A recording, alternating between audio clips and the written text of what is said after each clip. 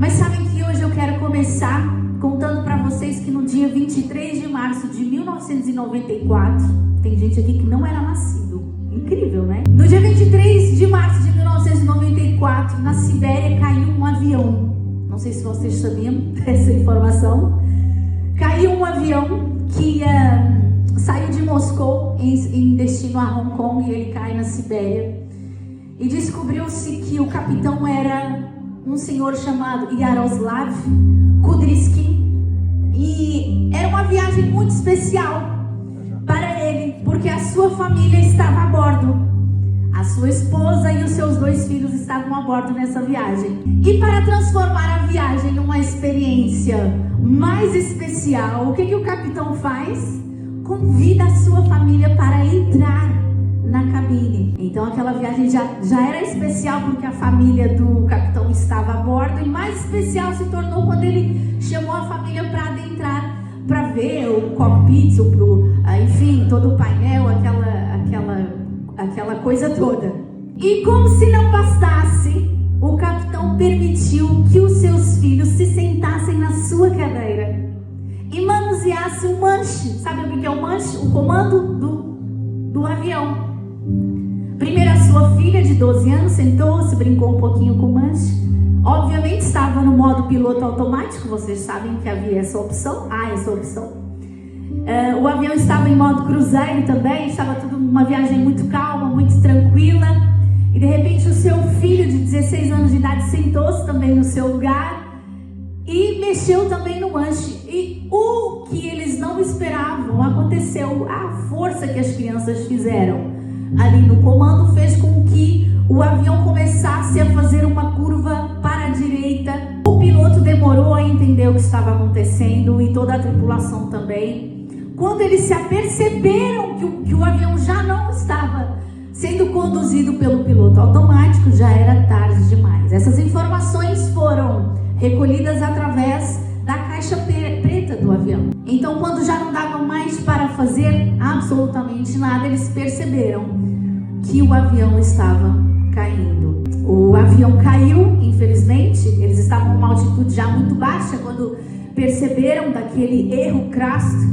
E o avião caiu numa região montanhosa na Sibéria. Todos que estavam a bordo morreram. Esse acidente levou a mudança nas políticas da segurança da aviação, reforçando a proibição de pessoas não autorizadas na cabine de comando. Uau! Uma tragédia que poderia ter sido impedida se o comando não estivesse nas mãos erradas.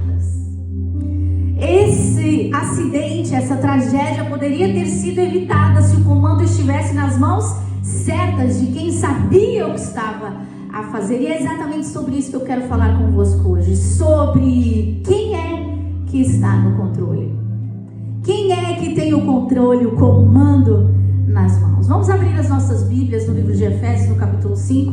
E nós vamos ler a partir do versículo 17. Está escrito assim: por isso não sejais insensatos, mas entendei qual seja a vontade do Senhor. E não vos embriagueis com vinho, em que há dissolução, mas enchei-vos do Espírito, falando entre vós com salmos, hinos, cânticos espirituais, cantando, salmodiando ao Senhor no vosso coração, dando sempre graças por tudo ao nosso Deus e Pai, em nome do nosso Senhor Jesus Cristo, e sujeitando-vos uns aos outros no temor do Senhor. Até aqui a palavra de Deus. Vocês sabem que a carta de Paulo aos Efésios foi escrita possivelmente quando ele já estava em Roma, preso, entre os anos 61 e os anos 63 depois de Cristo. Nós percebemos pela forma como foi escrita que é uma carta que vem para trazer algum alinhamento doutrinário. A comunidade cristã que se reunia em Éfeso, eles tinham essa necessidade de serem realinhados com a palavra. Nós percebemos isso porque a carta aos Efésios, ela trata de assuntos básicos. Do capítulo 1 ao capítulo 3, o apóstolo Paulo vai tratar de situações fundamentais e basilares para a fé cristã, como a salvação, como a forma como Cristo nos salvou, ensinamentos acerca O apóstolo Paulo vai falar também sobre a importância do Espírito Santo da promessa. Vai discorrer e elaborar uma ideia acerca de uma igreja santificada e unificada pela palavra, e também ensinamentos muito sublimes acerca do contexto familiar e também sobre guerra espiritual. Ou seja, o livro de Efésios é um resumo de tudo aquilo que a gente precisa saber acerca das Escrituras. Na verdade, a conduta moral, a conduta nas várias esferas de relacionamento precisavam de ser alinhadas outra vez com as Escrituras. E por que Paulo faz isso? Queria só vos dar um pouquinho do contexto. Na verdade, a igreja de Éfeso não era uma igreja nova, não era uma igreja recém-nascida. Paulo funda a igreja em Éfeso na sua terceira viagem missionária, logo após evangelizar toda a Galácia. Ele vai em sentido a Éfeso. Ele se estabelece ali. Éfeso era a capital da província menor da Ásia. E ele se estabelece ali durante 3 anos, no ano 53 até o ano 56 depois de Cristo. E nessa altura a igreja de Éfeso é fundada. Vale ressaltar que a cidade de Éfeso era uma cidade muito proeminente, era a capital romana ali da Ásia Menor, uma das cidades mais importantes da província romana.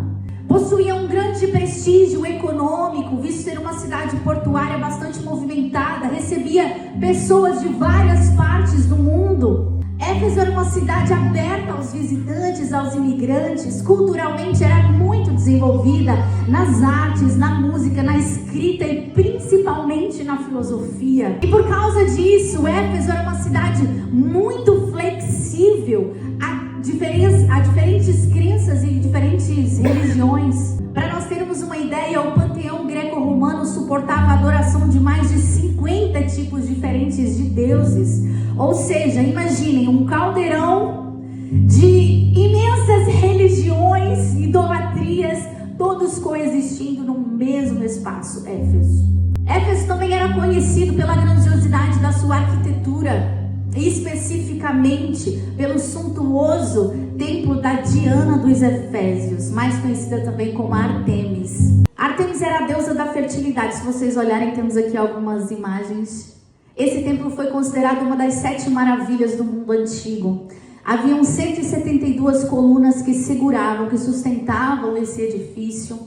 4 vezes maior do que o Párteno. Era um lugar muito movimentado, muito visitado e muito importante de Éfeso. E toda a rota comercial da cidade girava em torno dos acontecimentos do templo. Cultos, rituais, festas, tudo o que acontecia ali movimentava também a economia da cidade. Paulo prega ali o evangelho. O que acontece? Um avivamento espiritual, levando a filósofos eruditos a se converterem. A Bíblia fala lá em Atos 19 que Paulo pregou numa escola, a escola de Tirano. Possivelmente ele seria um filósofo retórico. Então os primeiros a se converterem naquele lugar são os eruditos. Olha que interessante. Mas também Paulo prega a feiticeiros, a bruxos, a mágicos, a cartomantes. E estes também se converteram a Cristo, gerando uma grande efusão do Espírito Santo. E as pessoas mudam drasticamente o seu modo de viver. Em Atos 19 nós temos o relato de milagres extraordinários que aconteceram em Éfeso através da vida do apóstolo Paulo. Mágicos, feiticeiros, bruxos se reuniam em praça pública para queimar os seus livros de magia. Vejam isso.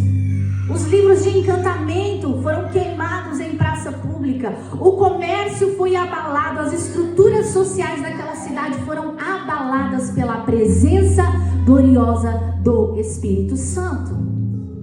Aqueles que viviam, que a sua subsistência era feita através de arquitetura, de trabalhos manuais. Eles faziam miniaturas dos deuses, do templo em si. Eles abandonaram essa vida.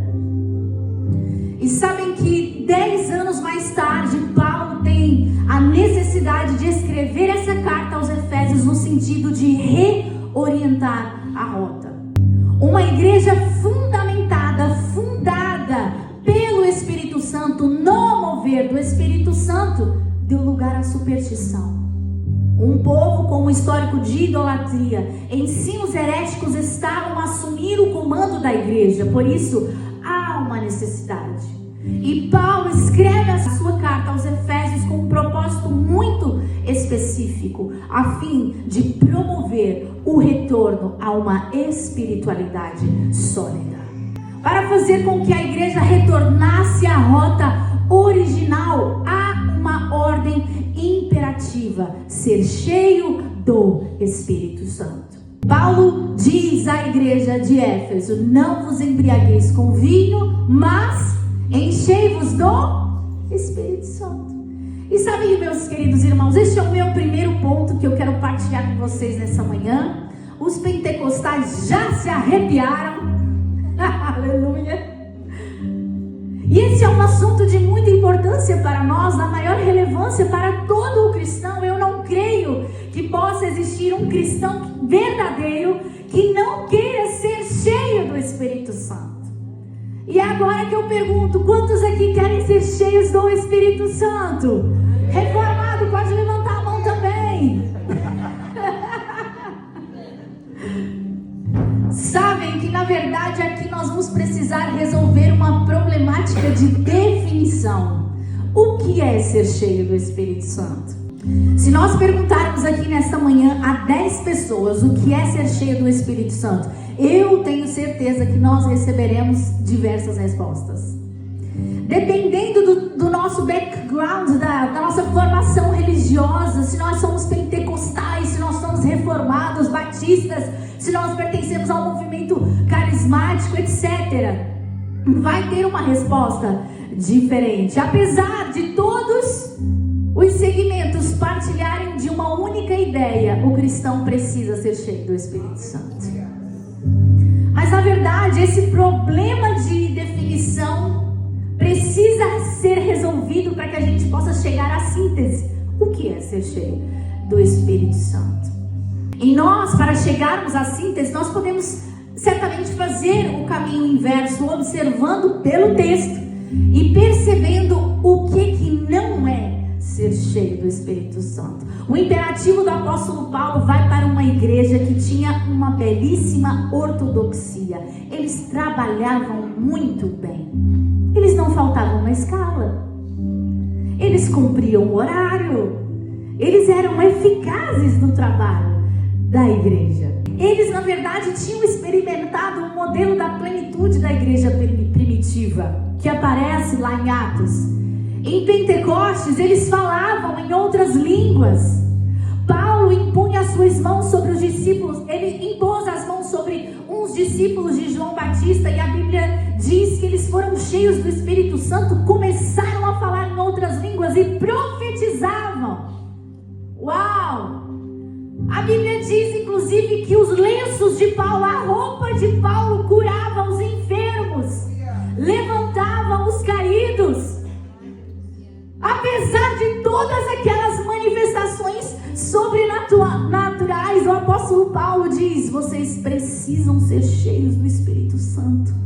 Isso nos ensina que milagres, sinais, prodígios, línguas estranhas, dons espirituais, manifestações sobrenaturais não são indicativos absolutos de alguém estar cheio do Espírito Santo. Talvez tu não estivesses à espera dessa antítese. É como quem diz: aquelas experiências foram muito importantes para a igreja, mas, queridos irmãos efésios, importam que vocês sejam cheios do Espírito Santo agora. Ninguém pode dizer que os efésios não conheciam as experiências pentecostais, sim ou não? Foram dos primeiros a falar em outras línguas. Foram os primeiros a experienciar sinais, prodígios e maravilhas. Aquelas experiências não foram de modo nenhum invalidadas, porém experiências sobrenaturais não são suficientes para manter o cristão cheio do Espírito Santo.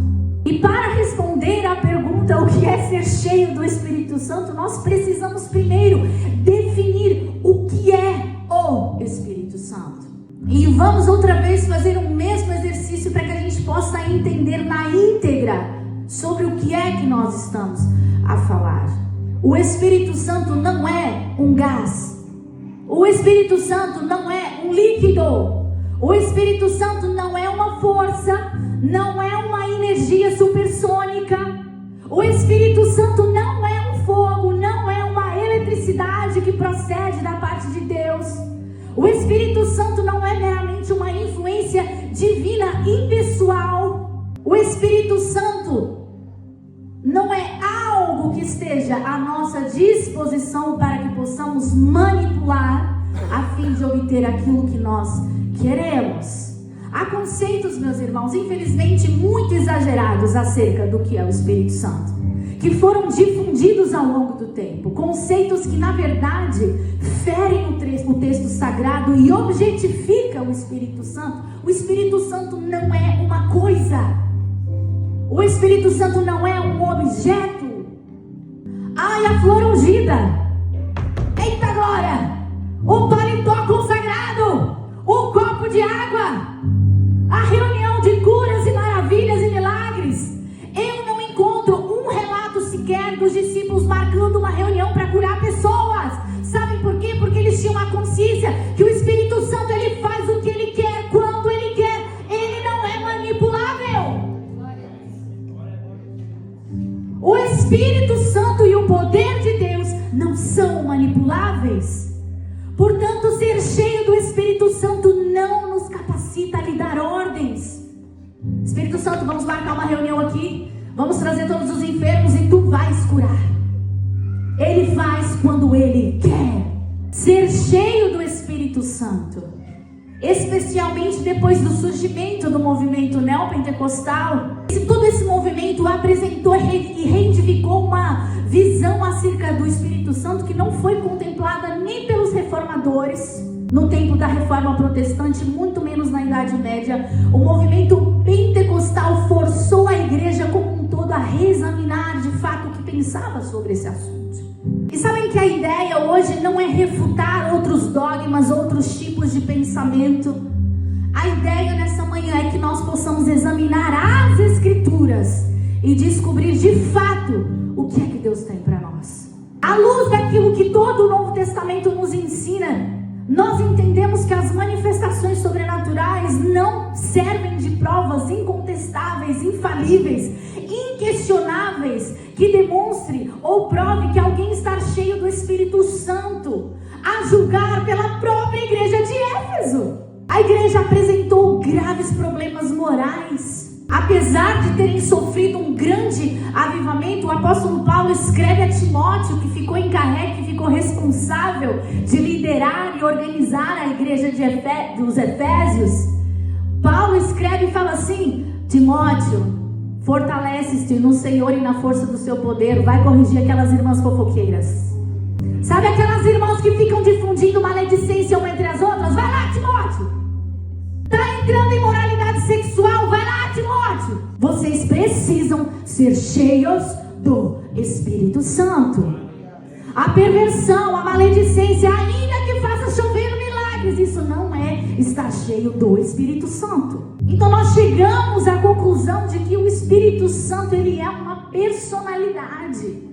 O Espírito Santo é Deus, a terceira pessoa da Trindade. A Bíblia refere-se ao Espírito Santo como fazendo parte dessa tríade.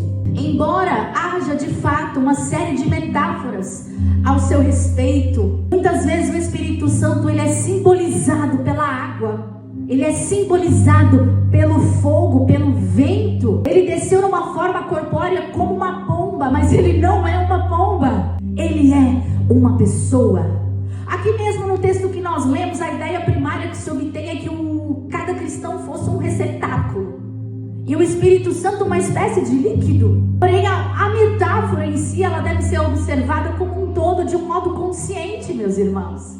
O Espírito Santo é uma pessoa, ele pensa, ele age, ele tem vontade própria, ele tem uma personalidade, ele tem características intrínsecas de uma persona. O Espírito Santo é alguém que tem objetivos, projetos, e ele tem um propósito. E ele age em nós de acordo com os seus próprios desígnios, os seus próprios projetos.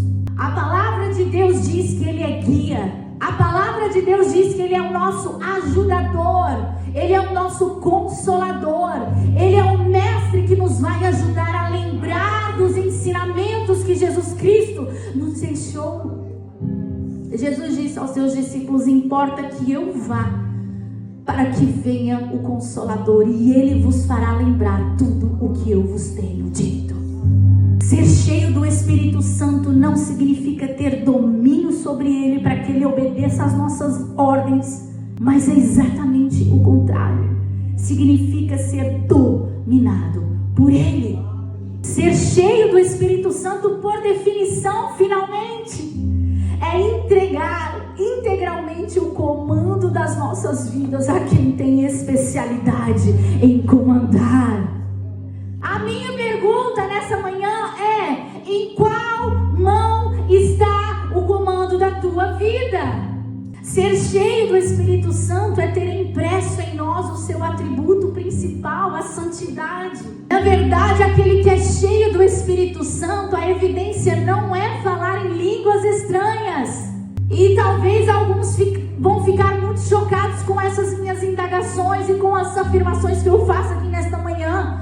Mas a Bíblia me diz que Ele vem para trabalhar em nós, para nos fazer semelhantes a Ele. Logo, o Espírito é santo. E uma pessoa cheia do Espírito Santo, ela revela primariamente em seu modo de agir, em seu modo de viver, em seu modo de falar, pensar, raciocinar, santidade. Esse é o primeiro efeito do controle do Espírito Santo em nós. A primeira evidência externa de que alguém está cheio do Espírito Santo não é sinais, prodígios, maravilhas, curar os enfermos, ressuscitar mortos, clarividência, discernir teu futuro, descobrir o que você vai fazer amanhã. Isso é espírito de adivinhação. Não é estar cheio do Espírito Santo. Alguém cheio do Espírito Santo revela e manifesta o seu caráter. Ele é santo. E alguém cheio dessa pessoa, que é o Espírito Santo, é também, evidentemente, santo. A evidência primária que se reflete na vida de alguém que entregou o comando da sua vida a um Deus que é santo. E para complementar a história, a ideia da igreja dos Efésios, Éfeso foi uma das 7 igrejas a quem Jesus Cristo endereçou uma carta. Está registrado lá no livro do Apocalipse, escrita pelas mãos de João. A principal advertência que Jesus faz a essa igreja é: vocês abandonaram o primeiro amor. Parabéns, vocês trabalham muito bem. Jesus elogiou as obras dos Efésios, mas tenho porém contra ti que abandonaste o teu primeiro amor. Eles já não eram aquela igreja de Atos 19, comprometidos em queimar os seus livros de magia, em abrir mão de uma vida pecaminosa. Eles trabalhavam muito bem. Apesar de ter uma boa performance, eles já não tinham aquela marca, aquela característica infalsificável da plenitude do Espírito Santo, a santidade. Nós concluímos que nenhuma manifestação sobrenatural suplanta inequivocavelmente o poder da santidade. Manifestações sem santidade são efêmeras, religiosas, místicas e passageiras que não produzem fruto nenhum. Sabe aquele culto onde você vai, que você pula, você chora, o pastor ora 55 minutos em línguas estranhas, você sai de lá, o que aprendeste? Nada! Ficamos todos na esfera da carnalidade, da emocionalidade. Apóstolo Paulo diz assim: orai no Espírito, mas orai também com entendimento. Alguém quer falar em línguas estranhas? Que tenha alguém que interprete. Não vamos gastar o tempo dos nossos irmãos à toa. Aquele que ora em línguas estranhas edifica-se a si mesmo, e nada suplanta o poder da santidade, porque a santidade é a própria natureza de Deus esculpida em cada um de nós. Alguém santo, alguém cheio do Espírito Santo, busca viver de modo santificado, separado da contaminação e da corrupção, de modo que buscar a vontade de Deus se torna um objetivo principal e todas as outras coisas se tornam apenas acessórias. A objetividade objetividade passa a ser alcançar um caráter santo, à semelhança de Cristo. Por isso o apóstolo Paulo, o primeiro versículo que nós lemos aqui nessa manhã: não sejam insensatos, não sejam tolos, buscai compreender qual é a vontade de Deus para cada um de vós. Por isso abandonem o vinho e sejam cheios do Espírito Santo. Sejam cheios das características que compõem o caráter do Espírito Santo, o maior de todos eles, a santidade. A pergunta que se levanta naturalmente após nós descobrirmos o que é ser cheio do Espírito Santo é ter as lacunas do nosso ser preenchidos pela santidade, por aquilo que Ele é, por todas as suas características. A pergunta que se levanta naturalmente é: como ser cheio do Espírito Santo? A primeira coisa que nós notamos aqui é que a forma como o texto está estruturado, a frase é imperativa. Quem era bom em português na escola? Oh, glória! 5%. Vamos lá. Imperativo é uma ordem. Paulo, ele não está sugerindo, não está dando uma opinião, ele não está aconselhando. Paulo não está expressando um desejo: olha, eu acho que vocês deveriam ser cheios do Espírito Santo. Não, é normativo. Paulo está liberando uma voz de comando na expectativa que aquela ordem, que aquele comando seja expressamente cumprido. E vocês sabem que na nossa língua, e na língua grega, na língua hebraica, existem imperativos. E são aqueles modos no verbo que exigem uma resposta imediata de submissão e obediência. Isso significa que se eu e tu não estivermos vivendo uma vida cheia do Espírito Santo, hoje, aqui e agora, estamos em desobediência para com o Senhor. Há um paralelo que precisa ser observado para nós chegarmos à conclusão de que não estar cheio do Espírito Santo, na verdade, é um pecado. Nos últimos anos, há uma teologia recente que diz que existem 3 tipos de homens: o homem natural, aquele que não conhece a Deus; o cristão, aquele que é cheio do Espírito Santo; e aquele cristão carnal. Seria o mesmo do que, sabe, o católico não praticante? Aí nós começamos a pensar: se o que define um cristão são as suas práticas, se eu não pratico, logo não sou cristão. Ser cristão é ser cheio do Espírito Santo. Não existe espaço para a carnalidade entre nós. No versículo 18, Paulo diz assim: não se embriaguem com vinho, mas enchei-vos do Espírito Santo. São 2 ordens, 2 imperativos que devem ser interpretados em conjunto e da mesma forma. Não ser cheio, não estar cheio do Espírito Santo é tão pecado quanto estar bêbado. Meu Deus! Ah, mas eu não bebo. Eu estou destacando isso, meus irmãos, para que possamos enfatizar a importância deste assunto que está sendo tratado hoje. Não é uma opção. No grego, essa frase está no imperativo do presente.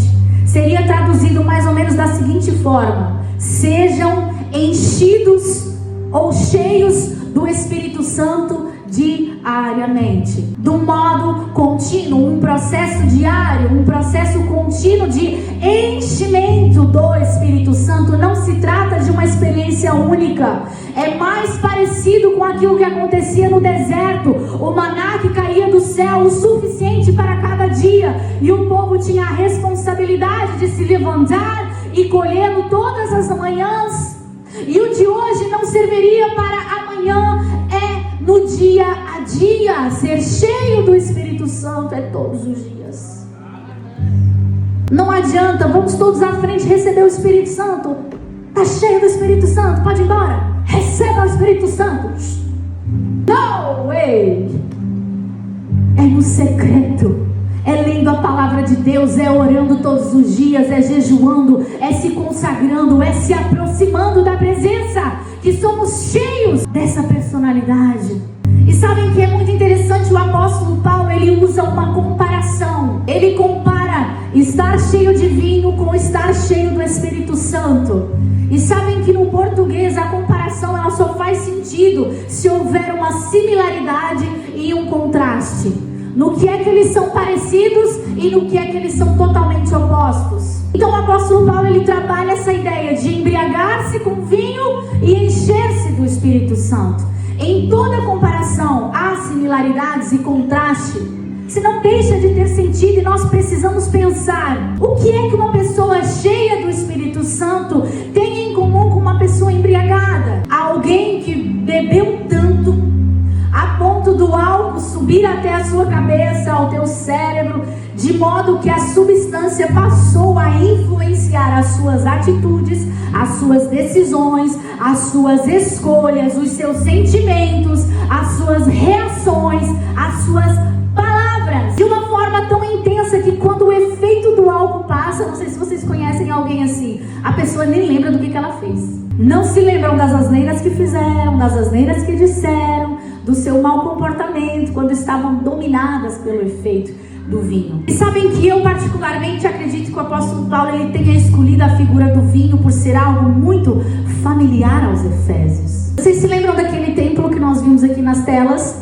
Naquele templo também havia adoração secundária a um deus chamado Baco ou Dionísio, que era o deus do vinho. Então todas as reuniões, todas as celebrações que aconteciam naquele templo era regado com muito vinho. O vinho e a embriaguez eram ovacionadas, eram adoradas, eram celebradas no velho modo de viver dos Efésios. Só que traduzindo para nós precisamos perceber que o apóstolo Paulo, ele está dizendo que vinho aqui neste caso, em outras passagens quer dizer outra coisa, mas especificamente aqui neste caso, o vinho é sinônimo de carnalidade, efeito negativo de uma natureza caída, de uma natureza pecaminosa, que é a fonte de toda dissolução e que por sua vez se opõe a uma vida cheia do Espírito Santo. E a palavra dissolução no grego, sabem o que quer dizer? Desperdício. Uma vida controlada pela carnalidade é um desperdício. Alguém que vive pela e para a carne vive uma vida desperdiçada. Vive mergulhado num estado letárgico, como quem está anestesiado da realidade, como alguém que vive no mundo do engano, das fantasias e das falsidades. Não é útil, nem para ela mesma, nem para os outros que estão à sua volta. Isso referente aos propósitos e projetos de Deus para as nossas vidas. Alguém dominado por esse vinho é alguém imediatista, é alguém sensível a responder pelos seus impulsos primários. Deu vontade? Faz! Olha comigo, é assim, pisou no meu carro, bateu, levou. Tal. Eu sou assim, quem quiser quer, quem não quiser, vai embora. Essa é uma pessoa controlada pelos impulsos do vinho, da sua carne, do seu desejo, do seu belo prazer. Às vezes nós falamos de carnalidade e vamos logo para os extremos. Alguém que trai a sua esposa, né? Alguém que vai para o mundo das drogas, alguém que mata a esfola. E esses pecadinhos de estimação, uma mentirinha, alguém que não consegue assumir a responsabilidade pelos seus atos e inventa toda uma retórica para se defender. É alguém sensível a responder conforme os seus próprios impulsos e vive à margem de experimentar a plenitude da satisfação de viver no centro da vontade de Deus. Alguém que vive embriagado com o vinho da carnalidade se priva de experienciar qual é a boa, perfeita e agradável vontade de Deus. Se levarmos em consideração este ponto similar na comparação, nós concluímos que alguém que está cheio do Espírito Santo vai estar de tal modo controlado pelo Espírito que os seus pensamentos, as suas palavras, as suas atitudes, reações, decisões, sentimentos serão ponderados. Tudo que se faz, tudo que se pensa, tudo que se sente, tudo aquilo que se escolhe é influenciado pela vontade soberana da terceira pessoa da Trindade, o Espírito Santo. O contraste com a natureza humana pecaminosa caída, que por sua vez deve ser subjugada e mortificada à medida que o Espírito Santo tenha a oportunidade de se expressar através de nós. Essas são as similaridades dessa comparação. Agora vamos ao contraste. Quanto mais alcoolizada uma pessoa estiver, mais descontrolada ela reage. Sim ou não? Existe uma maior probabilidade de dizer coisas que não convêm, coisas desagradáveis. Existe uma maior probabilidade de alguém embriagado perder a noção do tempo e do espaço. Uma pessoa embriagada, ela perde o equilíbrio, sim ou não? Ela cai sem querer, ela não consegue caminhar em linha reta, faz coisas completamente inapropriadas. Alguém embriagada pelas vontades da carne não sabe estar, não sabe como agir, não sabe como tomar decisões como deve ser. Em modo de contraste, quanto mais lacunas do nosso ser estiverem preenchidas pelo Espírito Santo, mais proveito teremos, mais domínio próprio teremos, maior será a nossa moderação no falar, no agir, mais sobriedade nós teremos para tomar as nossas decisões.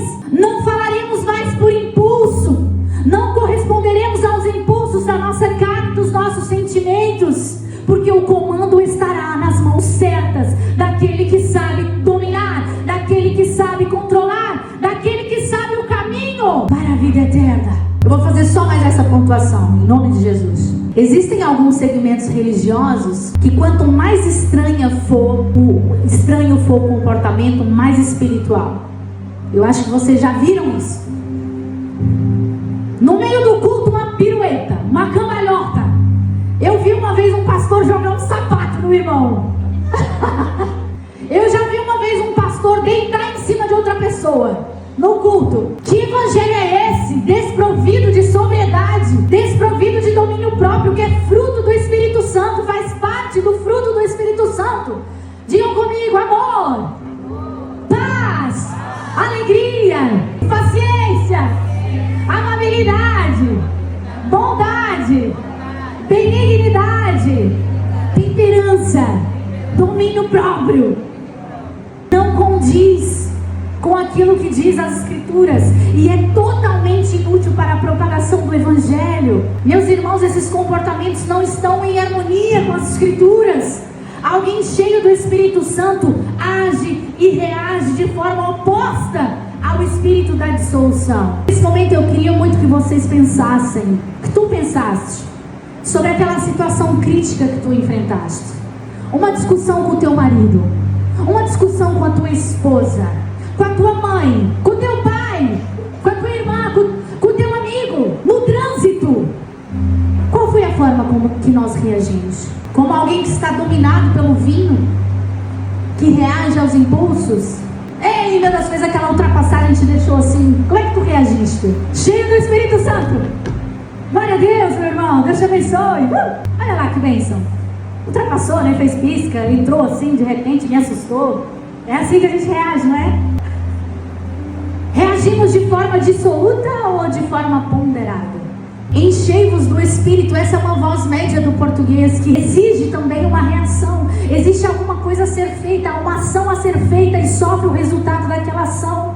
Ou seja, nós não estamos à espera de sermos cheios do Espírito Santo sem que nada seja feito. A ideia aqui é que nós não sejamos passivos, não podemos manipular o Espírito Santo certamente para que sejamos cheios da sua presença e da sua personalidade.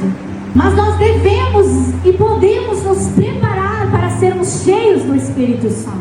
Devemos levantar um altar, edificar um altar, santificar o altar, orar e clamar a Deus para que sejamos cheios do seu Espírito. Ou seja, a sequência dos versículos, meus irmãos, são extremamente didáticas. Primeiro nós precisamos resolver o problema com o vinho, a carnalidade. Não vos embriaguem com vinho. Vamos abandonar a carnalidade para depois sermos cheios do Espírito Santo. O que não dá é para sermos cheios do Espírito Santo estando cheios de nós mesmos. Não dá para ser cheio do Espírito Santo e da carnalidade ao mesmo tempo. O poder, troque o vinho por poder. A avareza, troque o vinho e ponha no lugar alguma coisa que ocupa espaço no teu coração. As obras da carne no geral, a imoralidade, a perversidade, aquilo que tem o primeiro lugar na nossa vida, atrapalha o enchimento do Espírito Santo. Não é preciso resolver o problema das obras da carne para depois sermos cheios do Espírito Santo. Enquanto Cristo não ocupar o trono do teu coração, tu não serás cheio do Espírito Santo. No capítulo 4, o apóstolo Paulo está tratando exatamente do problema do vinho. A partir do versículo 25, ele diz assim: por isso, meus irmãos, deixai a mentira e falai a verdade, cada um com o seu próximo, porque somos membros uns dos outros. Irai-vos e não pequeis. Não se ponha o sol sobre a vossa ira, não deis lugar ao diabo. Aquele que furtava, não furte mais, antes trabalhe fazendo com as mãos o que é bom. Não saia da vossa boca nenhuma palavra torpe, mas somente o que for boa para promover a edificação. Não entristeçais o Espírito Santo de Deus, no qual estáis selado para o dia da redenção. Toda amargura, toda ira, toda cólera e gritaria, blasfêmia, toda maledicência sejam tiradas de entre vós. Antes, sede uns para com os outros benignos, misericordiosos, perdoando-vos uns aos outros, como também Deus vos perdoou. Ei, vamos resolver o problema do vinho. Se não resolvermos esses problemas, não seremos cheios do Espírito Santo. Arrumada a questão do vinho, o apóstolo Paulo ele passa a explicar de forma prática e didática como se manter cheio do Espírito Santo. Ai, meus irmãos, eu amo isso. Sabem aquelas pregações que ficam aqui muito no campo das ideias, que a gente não sabe bem o que fazer com aquilo? O apóstolo Paulo não é assim. Ele fala: abandona o vinho, seja cheio do Espírito Santo. Como, Paulo? Pera, vou explicar. Falando entre vós. Falando entre vós. Salmos. O que é salmo? O que é um salmo, gente? É um livro da? Então é falando o quê? A palavra de Deus. Entre vós. O que é entre vós, hein? Comunhão.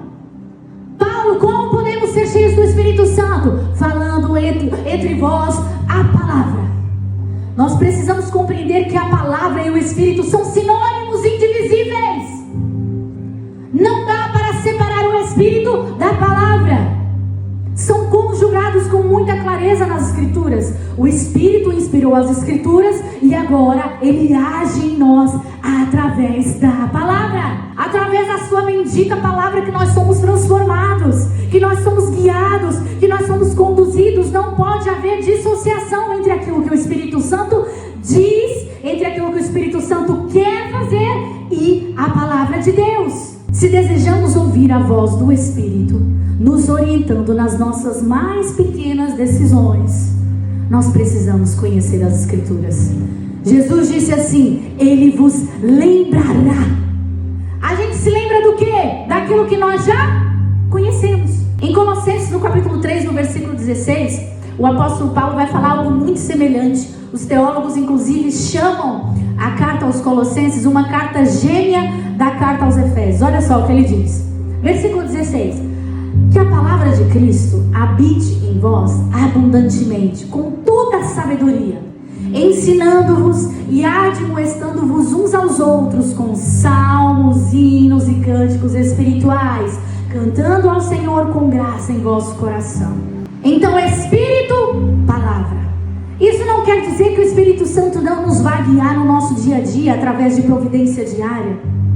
Isso quer dizer que a interpretação dos acontecimentos devem ser feitos à luz da palavra de Deus. Ele nos guiará pela palavra, nos fazendo lembrar dos seus princípios. Um exemplo, vou dar um exemplo. Imagina, uma moça quer casar. E aí, ela encontra um rapaz. Meninas, um rapaz giro, abençoado, ele é crente tudo agora. Yeah! Tem uma família abençoada, é inteligente, trabalhador, honesto. Só tem um problema: ele é casado. Só tem um probleminha. O que a gente vai fazer nesse caso? O que a palavra de Deus diz? Não adulterarás. Está resolvido o assunto, o Espírito Santo já falou. Então as situações corriqueiras da nossa vida, elas devem ser traduzidas e interpretadas a partir da palavra. É assim que o Espírito Santo fala, através da palavra. Como ser guiado pelo Espírito Santo se nós não conhecemos a palavra? Impossível! Durante muitos anos, a Igreja Católica Apostólica Romana, e eu venho desse segmento, e talvez a maior parte de nós, eles dividiram o espírito da palavra. Eles pensaram que poderiam ter revelações espirituais aquém das escrituras. E foi assim que nasceu vários princípios heréticos, como os dogmas marianos, a perpetuidade da virgindade de Maria, a ascensão de Maria, como por exemplo. Nasceu tantas outras coisas, como as indulgências, o purgatório. Houve uma quebra do elo da ligação entre o Espírito e a palavra há 500 anos atrás. Essa foi a grande descoberta da reforma protestante. Sola Scriptura. Não está na palavra, não convém, não é a vontade de Deus. Ainda que faça chover sinais, prodígios, maravilhas, cura, pode ressuscitar morto. Não está em harmonia com a palavra, não é o Espírito Santo de Deus.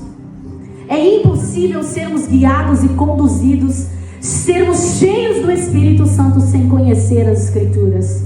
E ele diz: falem entre vocês sobre essas coisas. Tem que fazer parte das nossas conversações, tem que fazer parte das nossas resenhas, dos nossos convívios com os nossos amigos. Entre amigos a gente vai falar sobre o quê? Da vida dos outros? Não, da palavra. Coisas concernentes à palavra, tudo aquilo que é bom, tudo aquilo que é moral, tudo aquilo que edifica. Ai, mas os meus amigos só gostam de falar de outras coisas que não convém. O que estás a fazer no meio desses amigos? Tem resposta também ao Espírito Santo falando que as más companhias fazem o quê?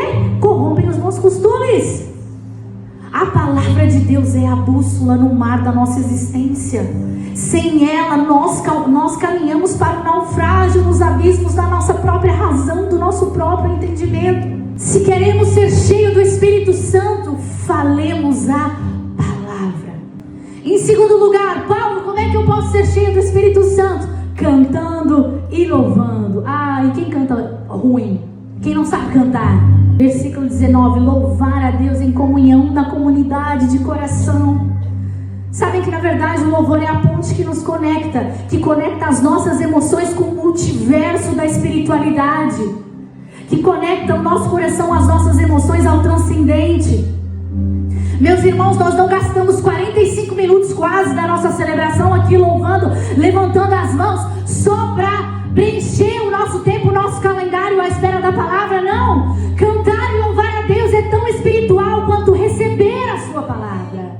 Cantar é tão espiritual quanto ser exortado, ser corrigido, ser levantado, ser animado pela palavra de Deus.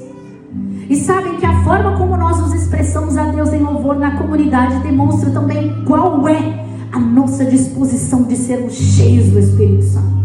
Às vezes achamos um frete, temos que cantar aqui com os irmãos, epa, nunca mais acaba. Lá, lá, lá, lá, lá.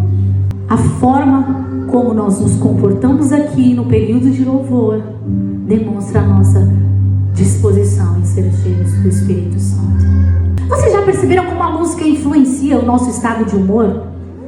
A música é uma ferramenta poderosíssima que influencia o nosso estado de espírito.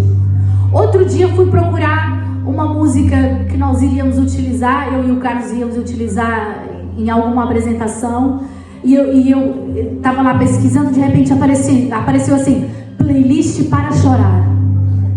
Que é isso, gente? Playlist para deprimir em dias de chuva. A música tem esse poder. Você pode estar felizão, põe uma música, uma playlist para chorar, para você ver se vocês não vão chorar. Vão ficar lá na rua da amargura. Vão, porque a música ela influencia o nosso corpo, o nosso espírito, o nosso coração, a nossa mente, as nossas emoções. E é por isso que o apóstolo Paulo, muito sabiamente, erudito, conhecidíssimo, inteligentíssimo, cantem ao Senhor, abram o vosso coração, cantando entre vós com hinos, com salmos, com louvores a Deus, porque louvar a Deus é algo muito espiritual. E ainda que a nossa carne não queira, racionalmente nós compreendemos que essa é a vontade do Senhor, então nós fazemos. Não estou com muita vontade de louvar, mas eu vou louvar e vou subjugar a minha carne à vontade do Espírito, porque o louvor é a resposta racional de um ser finito diante da grandeza e beleza absoluta. O louvor é quando a minha razão se rende diante da glória de Deus.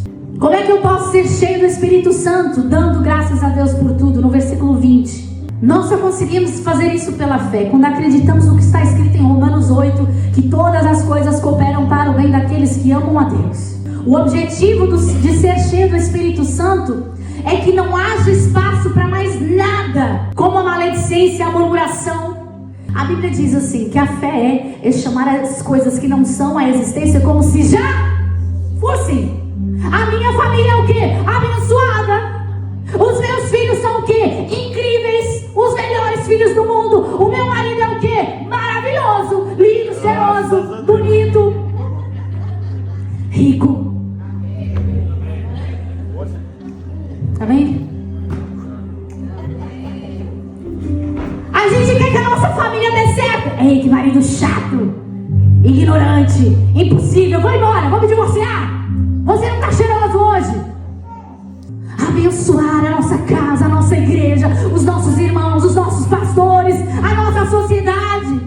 Chamar à existência as coisas que não são como se já fossem. Em contraste, um coração amargurado, um coração rancoroso, cheio de mágoa, que reclama de tudo, não tem espaço para o Espírito Santo. Uma atitude de ação de graças prepara o nosso coração para ser cheio do Espírito Santo. O Espírito Santo não pode morar num coração cheio de amargura e de palavras torpes, de pensamentos obscuros. Paulo quer ser cheio do Espírito Santo como? Dando graças a Deus por tudo. E em último lugar, sujeitando-se. Efésios 21, capítulo 5, versículo 21. Sujeitando-vos uns aos outros no temor de Deus. Talvez o menos agradável de todos. Talvez para alguns o mais difícil de cumprir. Nós termos que reconhecer a autoridade uns dos outros, respeitarmos mutuamente, tratar com maior honra aqueles que nos lideram. Não porque eles sejam mais importantes, mas porque eles devem servir muito mais do que todos os outros. Reconhecer que podemos ser ajudados e abençoados uns pelos outros. Isso exige muito um espírito de humildade, um espírito de quebrantamento, sujeição mútua uns aos outros. Não dá lugar à soberba e à arrogância. Um ambiente onde não há respeito, onde as pessoas se degladiam, jamais será cheio do Espírito Santo. Imaginar que alguém não te cumprimentou porque ela é má ou rude, sem saberes o que estava a acontecer. Se calhar a irmã não ouviu o teu cumprimento, vai lá e cumprimenta ela. Se ela não te cumprimentou, em nome de Jesus, isso é sujeitar uns aos outros. E isso deve acontecer em todas as esferas. Se vocês lerem até o final, até o versículo, até o capítulo 6, Paulo vai falando: sujeitai-vos uns aos outros como? A esposa deve se sujeitar ao marido. E o marido se submete como? Amando a esposa como Cristo amou a igreja. Querem ser cheios do Espírito Santo? Queridas, se sujeitem aos vossos maridos. E o que é estar sujeito? É estar debaixo da missão que ele tem que cumprir. Qual é a missão dele? Nos amar. Facilitem o trabalho. É muito mais difícil amar uma mulher chata, reclamona, resingona, que reclama de tudo, que nada tá bom. É ou não é, irmãos? Me ajudem. Agora, muito mais fácil respeitar um homem que ama a sua esposa como Cristo ama a igreja, que trata a sua esposa com amor, com carinho, com dignidade, com honra, que faz uma massagem nela quando ela estiver muito cansada. Vai, meninas, amém. Isso é sujeitar-se uns aos outros, cada um cumprir os seus papéis. E os filhos não se escapam. Filhos, obedeçam aos vossos pais.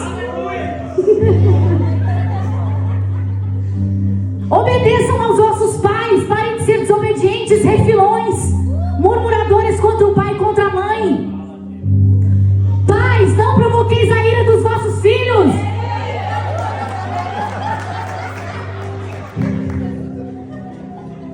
E como é que o pai e a mãe provocam a ira dos vossos filhos? Quando eles não admoestam, não educam os filhos nos caminhos do Senhor. Uau! Quando o pai e mãe, eles são negligentes na hora de aplicar a vara.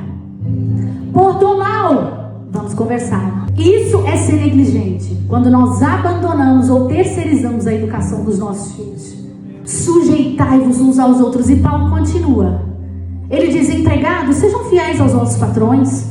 Patrões, tratem como deve ser dos vossos empregados. O que isso está falando conosco? conosco, meus irmãos. Isso quer dizer que ser cheio do Espírito Santo começa lá em casa, na submissão voluntária da esposa ao seu marido, e na forma como o homem ama e cuida e trata e honra a sua esposa, na forma como os filhos obedecem os seus pais, na forma como os pais educam os seus filhos, na forma como você abençoa o seu patrão e trabalha com dignidade e honra, e na forma como os patrões tratam os seus empregados. O relacionamento familiar quer demonstrar que o Espírito Santo, ele nos enche quando nós somos fiéis aos nossos. Não importa quantos demônios tu já expulsaste na tua vida, nem quantas línguas espirituais tu sabes falar, nem quantos milagres, prodígios e maravilha tu já fizestes, nem quantas escalas do louvor tu já cumpriste aqui na igreja. Importa primeiro saber como é que tu tratas o teu marido, como é que tu tratas a tua esposa, como é que tu tratas os teus pais, como é que tu tratas o teu patrão.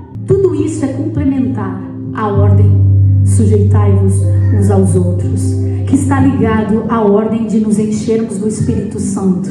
Na verdade, se a igreja se comprometesse com essa ordem, se sujeitasse à ordem dos fatores que aqui são apresentados, meus irmãos, nós veríamos uma revolução. E não seria só aqui dentro da igreja, seria uma revolução no mundo.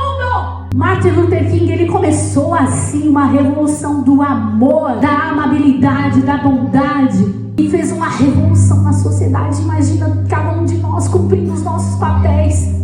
Porque uma igreja inabalável, ela é composta por famílias fortalecidas. Pessoas cheias do Espírito Santo formam uma revolução silenciosa capaz de transformar uma sociedade inteira. Isso é ser cheio do Espírito Santo.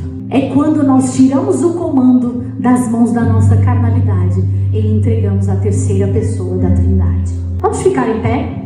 Sabem que não foi à toa que o Senhor nos trouxe até aqui nesta manhã. O Espírito Santo, ele tem um propósito muito específico para realizar na tua vida, na minha vida, nas nossas vidas. E a expectativa que ele tem é que nós possamos corresponder ao seu chamado, ao seu apelo. Ele deseja nos encher as lacunas do nosso ser até que possamos transbordar. Que haja sinais, que haja prodígios, que haja milagres acontecendo no meio de nós. Mas que em primeiro lugar possa começar a acontecer um milagre do amor. Que em primeiro lugar possa começar a brotar em nossos corações uma santa consciência de quem nós somos em Deus e do que é que nós fomos chamados para fazer. Eu queria pedir que tu fechasse os teus olhos. E a pergunta que nós devemos nos fazer nesta manhã: com quem está o comando da minha vida? Nas mãos da minha carnalidade, da minha superficialidade, na esfera dos meus sentimentos? É necessário tomarmos uma decisão de entregar o controle nas mãos daquele que é especialista em conduzir um homem à eternidade. Senhor, obrigada pela Tua Palavra. A Tua Palavra, ela é poderosa para transformar, para edificar, para restaurar, para ressuscitar. Deus, e diante da Tua igreja, Senhor, juntamente com os meus irmãos, nós queremos dizer uma palavra de arrependimento diante de Ti. Perdoa-nos, Senhor, por sermos tão negligentes no nosso dia a dia, com os nossos cônjuges, com os nossos patrões, os nossos amigos. Perdoa-nos, Senhor, porque tantas vezes não nos comportamos como o Senhor deseja que nós nos comportemos. Perdoa-nos, Senhor, por carregarmos o Teu nome e sermos falsos, manipuladores, mentirosos. Senhor, ajuda-nos a ser melhores, ajuda-nos a abrir mão, Senhor, de toda a avareza, de toda a mornidão espiritual, Senhor. Ajuda-nos a sermos fiéis à Tua Palavra, aos Teus princípios. Senhor, e nessa manhã nós queremos clamar juntos: eu quero ser cheia do Teu Espírito Santo. Eu e os meus irmãos desejamos mais da Tua presença em nós. Preencha as lacunas do nosso ser, Senhor, até que não haja espaço para mais nada além da Tua presença. Queremos a Tua personalidade esculpida em nós, até que cheguemos à estatura de varão perfeito, assim como foi Cristo aqui nessa terra, o nosso maior exemplo. Assim nós oramos em nome de Jesus. Amém?